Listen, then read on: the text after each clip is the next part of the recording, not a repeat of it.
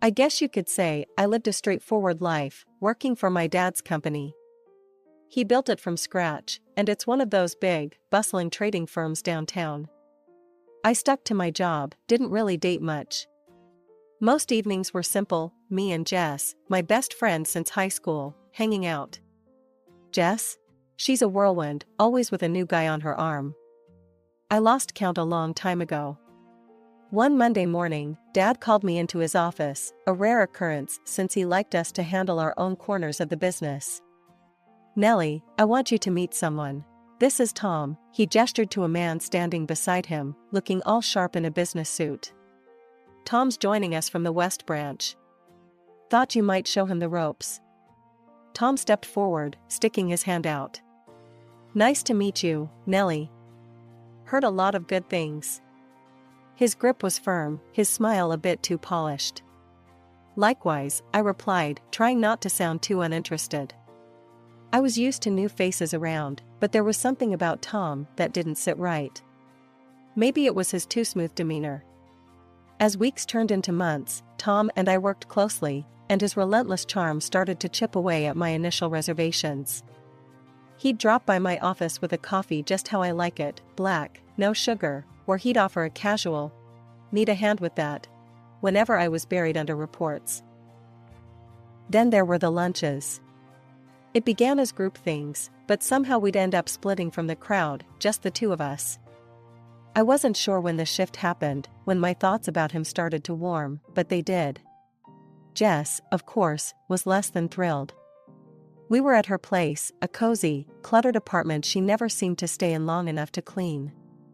"You're spending a lot of time with the new guy," she noted, eyebrow raised as she sipped her wine.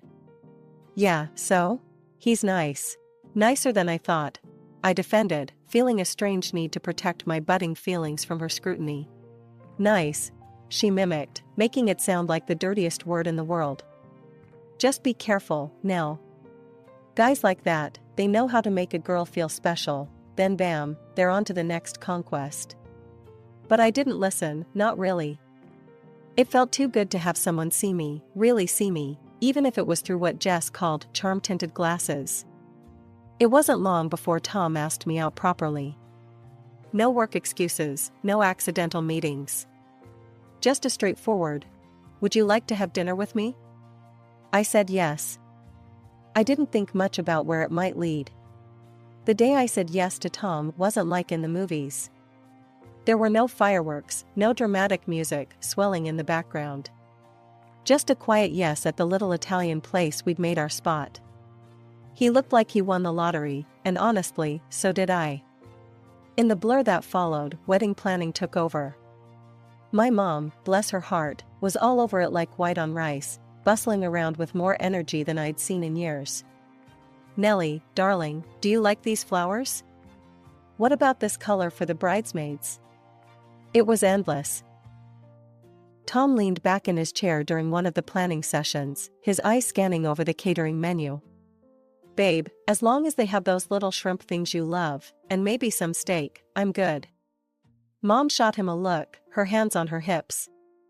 "Thomas, it's not just about the food. We have to think about the venue, the guest list. Speaking of which, how many are you bringing?" "Oh, just a few folks. My sister, her kids, a couple of buddies from work," Tom replied, trying to sound casual, but I caught the slight tension in his voice when he mentioned his sister. His sister, Sarah, was a single mom with twins. I hadn't met her until the wedding day, and she was as frazzled as any solo parent with two hyper 3-year-olds would be. She was nice, though, kept apologizing for the kids running around like pint-sized tornadoes. Jess, ever the firecracker, was instantly by my side when she saw me stressing over the details. "Nell, chill. It's going to be perfect. You worry too much." I laughed, nudging her with my elbow. "Easy for you to say. You just have to show up and look pretty." The wedding itself was a blur of faces, music, and dancing. I remember looking out at all the people who'd come to celebrate with us, feeling like I was in some kind of dream. Tom was right there, always within reach, his hand finding mine, his smiles just for me. After the honeymoon, which was a week of beachside bliss, reality kicked back in. We moved into the house my parents gifted us, a cozy, two-story place with a garden that needed some love. It was ours, though, and that felt huge. One evening, after most of the boxes were unpacked, we collapsed on the sofa, a mess of takeout containers between us. "We really did it, huh?" Tom said, a goofy grin on his face as he threw an arm around me. "We did," I agreed, leaning into him. "Feels like playing house, doesn't it?" "Best kind of play," he chuckled, kissing the top of my head. "You're okay with this, right? Me working and you?" I knew what he was asking. We'd talked about it before, the idea of me being a housewife. It wasn't something I ever thought I'd want, but with Tom, it seemed right. "Yeah, I'm good with it. I want to make this a real home, you know?" "Yeah, I know." He squeezed my shoulder. "And hey, maybe soon we'll be adding a little more noise around here, huh?" I smiled at that, the thought of kids running around, filling the house with even more life. "Yeah, maybe." We sat there for a while, just enjoying each other's company, the quiet hum of our new life surrounding us.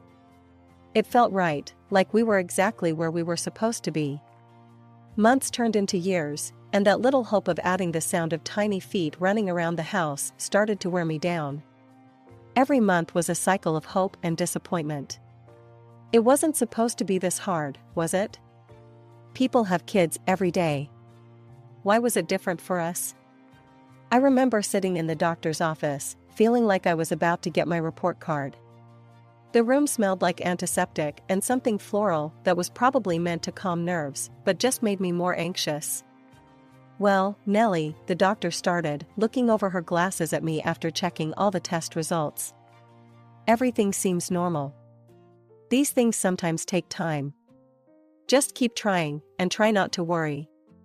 Tom was trying to be supportive, but I could tell it was getting to him too. One night over dinner, he reached across the table, taking my hand. "Hey, we're in this together, okay? We're a team, right?" "Right," I agreed, but part of me wondered if I was letting him down. Jess was a whirlwind of support and blunt pep talks. "You're stressing too much. It's like trying to catch a butterfly with a net. Just chill." I rolled my eyes, though her words did ease the tension a bit. "Easy for you to say. You're not the one going through it." She waved a dismissive hand. "True. But I see you, all wound up all the time. It's not gonna help you get pregnant." The conversation shifted when Jess dropped her own bombshell a few weeks later. We were at a cafe, the smell of coffee strong in the air. She had that look, like she was sitting on a secret. Finally, she blurted it out, her eyes gleaming. "I'm pregnant." For a moment, everything stopped. The cafe noise faded into the background, and I felt a mix of joy and an inexplicable sting. Jess, that's amazing." I managed, my voice brighter than I felt. "Yeah, it's kinda crazy, right? I mean, I wasn't even trying," she added, then winced, realizing how her words might sound to me. "Who's the dad?" I asked, genuinely curious, despite the ache in my chest. She shrugged, her expression unreadable. "Just some guy. You don't know him. Anyway, we're not together or anything. It's just me and this little bean." I nodded, the news settling in. I was happy for her, really. But it was a stark reminder of what I didn't have. As we talked more, her excitement infectious, I felt my own worries slip away, replaced by something like hope. Maybe not all paths were straight. Maybe some had detours that still led to beautiful places. The months after Jess had her baby boy were a whirl of emotions. I visited her as soon as she was settled back home, carrying the plush, overpriced baby blanket I'd picked out, something soft enough for royalty. Jess seemed overwhelmed but happy, a tired smile permanently etched on her face. "God, Nellie, it's insane. I barely have time to shower, let alone host visits," she confessed as we sat on her cluttered couch, her new baby cradled in her arms. "I totally get it," I reassured her, trying not to feel sidelined. Just know I'm here, whenever you need a break or just want to scream into a pillow. Back at home, things were different. Tom's weekend trips to help his sister, Sarah, with her twins, became more frequent. Every time he packed up for another visit, I offered to come along. Let me help, it'll be fun. The kids are great, I'd suggest, trying to sound cheerful. Nah, you don't need to deal with all that chaos. I got it, he'd insist, shutting down the conversation before it could grow. Sarah's going through a lot. I just want to be there for her, you know? So, I stayed back, filled the silence of our home with new projects. I bought gifts for the twins, soft toys, and books, things I hoped would make their days brighter. Give these to the kids, I'd tell Tom, handing over the brightly wrapped packages. Sure thing, babe.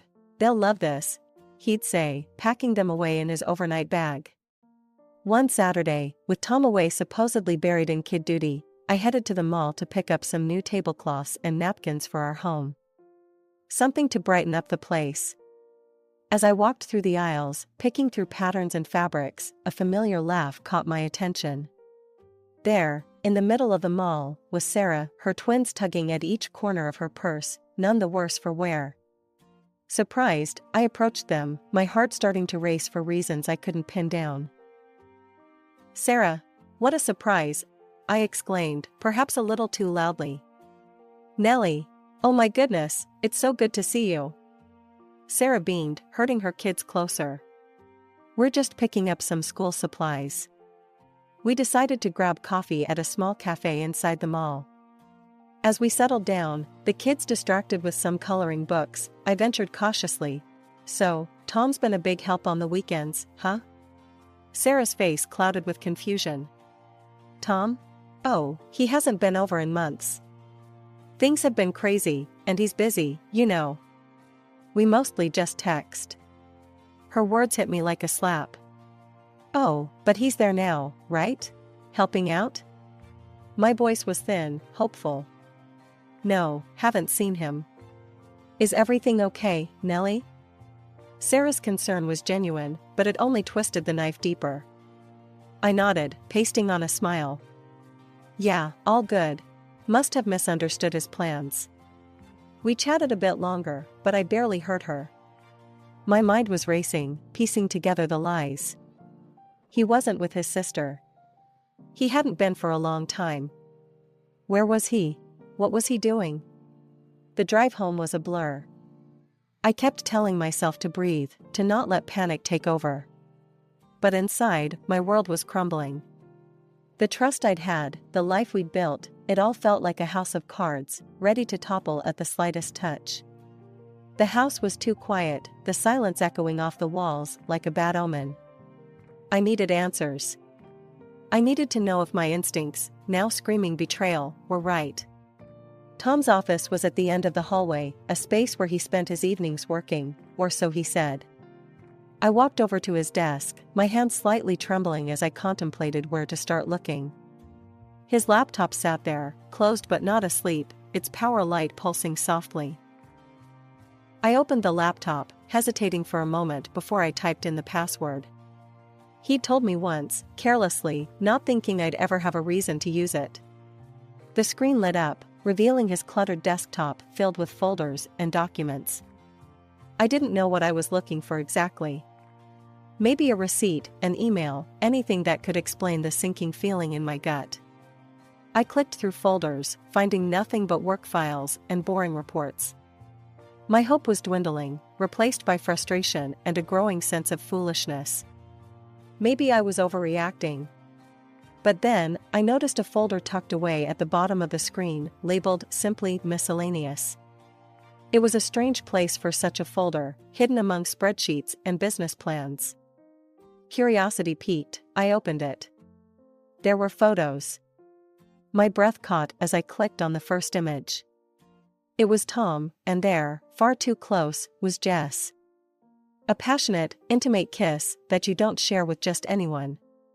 And in another, he was holding her baby, looking down at him with a tenderness he'd never shown even in our talks of having our own. I felt cold, frozen in place as the truth settled in. My husband was cheating on me. With Jess. The world seemed to tilt, a vertigo of betrayal spinning me around. I needed to hear his voice, needed to know what he'd say. Shaking, I grabbed my phone and dialed his number. He picked up almost immediately. "Hey, babe." Tom's voice was casual, too casual. "What's up? Where are you?" I managed to say, my voice steady despite the turmoil inside. "Oh, just at Sarah's. Helping her with the kids. You know how it is," he replied smoothly. A child's scream cut through the background, lending credence to his lie. The rest of the weekend passed in a blur. When Tom came home, he was the picture of a loving husband, oblivious to the storm raging inside me. I acted the part of the none the wiser wife, but inside, I was reeling, planning, thinking of my next steps. By Monday, I had made up my mind. I called a private detective, a number given by a friend who had gone through something similar. We met at a coffee shop, a public place where I could keep my composure. "I need to know everything," I told him, my voice low. "Can you do that?" He nodded, his expression grave. "It'll take a couple of weeks. I'll get you everything you need to know." I went home to play the part of the trusting wife a little longer, the weight of my secret knowledge pressing down on me like a physical burden. 2 agonizing weeks of playing the doting wife finally culminated on a crisp Saturday morning. Tom had left early, his bag packed for another weekend at his sister's. I was nursing a lukewarm cup of coffee when the call came. It was the detective, his voice low and even. "I had the results," he said. "Can we meet?" "There's a cafe downtown, quiet enough for a conversation."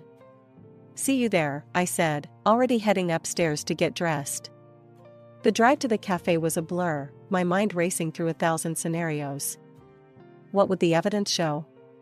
Was there a chance, any chance at all, that I was wrong about Tom? Those hopes were dashed the moment the detective laid the photographs on the table between us. There was Tom and Jess, not just together, but intimate, affectionate.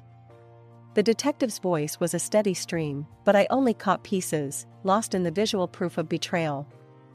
"And here are the invoices," he was saying, sliding another batch of papers across to me. "About 35,000 in total. All paid to cover medical expenses for the delivery. His name is on the receipts." Back home, I went straight to our bedroom. The closet was full of Tom's clothes, his scent, his presence. With a grim determination, I pulled out suitcases and began packing. Every shirt, every pair of jeans, every sock, I removed them from my life with a meticulousness that was almost surgical. Once everything was packed, I called a courier service. "I have a few items that need immediate delivery," I told them, my voice flat. The address I gave was Jess's. With his belongings gone, my next step was to secure my sanctuary. I called a locksmith and had all the locks in the house changed. No trace of Tom was left accessible, not even a way in. Feeling both emptied and resolute, I drove to my parents' house. My mother opened the door, her expression turning from surprise to concern in an instant.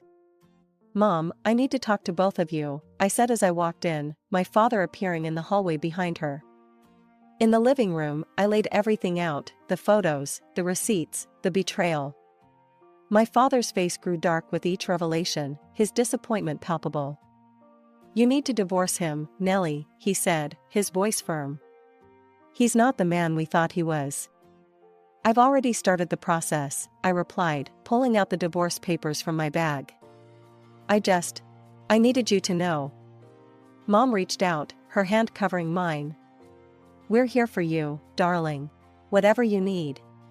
That evening, as the sky darkened and a quiet settled over my parents' home, my phone began to light up relentlessly. First, it was Tom, his calls coming in one after another. When I didn't answer, the buzzing switched to texts. "Babe, why is the door locked? My key won't work. What's going on?" I stared at the screen, feeling a hollow satisfaction in ignoring him. Then Jess started calling. I didn't need to pick up to know why. Confusion, betrayal, a messy mix of emotions that I no longer cared to understand. It was late when I heard the car pull up. The sound of a door slamming was followed by urgent footsteps up the driveway. Tom didn't bother to knock, he burst through the front door, his face flushed with anger and confusion. "What's this about, Nellie? Why are my things at Jess's? Why can't I get into my own house?" His voice was loud, too loud, filling the space with a palpable tension. I was sitting in the living room with my parents. I stood slowly, meeting his gaze with a calm I didn't feel. "How do you know your things are with Jess? Weren't you supposed to be at your sister's all weekend?" Tom's face went pale, his eyes darting around as if looking for an exit or an excuse. He opened his mouth to respond, but nothing came out. Dad stood up, his presence commanding. "You've been lying, Tom. To my daughter, to all of us. I trusted you, thought of you as a son, even wanted to make you a successor to my business." Tom's eyes widened, realizing the gravity of his situation. "I can explain." "What?" "Explain how you planned to take half of what I built. How you were using my daughter." "We know everything, Tom. The detective provided recordings of your conversations with Jess. Planning your future with her, at the expense of your marriage." Tom sank to his knees, his hands clasped in front of him. "Nellie, please, I'm sorry. It meant nothing, I swear. It was just a mistake." I felt my mom's hand on my shoulder, her touch reassuring. I looked down at the man I had once loved, now just a stranger groveling on my parents' floor. Just a mistake that costs $35,000 and a betrayal? I asked, the disgust in my voice clear. "You're not sorry you did it. You're sorry you got caught." Reaching into the folder I had brought with me, I pulled out the divorce papers, holding them out to him. "Here. I want you out of my life, for good." Tom reached for the papers, his hand shaking. He stood, the fight gone from him, his shoulders slumped in defeat. Before he could leave, Dad stepped forward, his voice booming. "And you're fired, Tom. I'll have my lawyer contact you about the financial repercussions of your actions." A few days after the confrontation with Tom, I was sitting in the quiet of my new morning routine when my phone rang. The screen flashed Jess's name, and for a moment, I considered not answering. But I needed to face this part of my past too, if I was ever going to move forward. "What's this about a lawsuit, Nellie?" Jess's voice was sharp, tinged with disbelief as soon as I picked up. "Yes, I filed for financial compensation. For the betrayal," I replied, my voice steady despite the churn of emotions. "You can't be serious," she exclaimed. "Nellie, come on, can't we talk about this? You know I've always been here for you." "Here for me? Jess, you betrayed me at the deepest level. Talking isn't going to change what you did," I said, feeling a bitter edge creep into my words. As silence filled the brief gap, I heard her breathe heavily. "I always knew it," she finally hissed. "You think you're so perfect with your perfect little life. I was always in your shadow, always the second choice to every guy. You have everything, and I have nothing. Jess, feeling inferior doesn't give you the right to destroy other people's lives. I'm sorry you felt that way, but it doesn't justify what you did," I replied, my voice cold and distant now. I hung up, cutting off any further venom she might have spewed. The lawsuit went to court, and it was as messy and painful as I had anticipated. But in the end, the judge ruled in my favor. Tom and Jess were ordered to pay a significant sum in damages. It wasn't about the money, no amount could undo the betrayal, but it was about acknowledgement, about seeing some semblance of justice. Word got around, as it always does in small towns. I heard from mutual friends that Tom had indeed married Jess, but the marriage crumbled just as quickly when he discovered her child wasn't his. The irony of it all would have been laughable if it hadn't been so tragic. Tom tried to reach out once, a feeble attempt to apologize or explain, perhaps looking for some absolution I wasn't ready to give. I didn't need his explanations anymore, his actions had spoken more clearly than his words ever could. He ended up drifting from one low-paying job to another, his once promising career in shambles. As for Jess, life had become a struggle, raising her child alone without the affluent lifestyle she had tried to secure by betraying me. I sometimes wondered if she regretted her decisions, if the harsh reality of her actions had finally sunk in. Through it all, I learned about resilience. I learned that the foundations you build in your life, the people you choose to trust, and the decisions you make, both good and bad, shape the path you walk. I was rebuilding mine, with each day bringing a little more strength, a little more hope.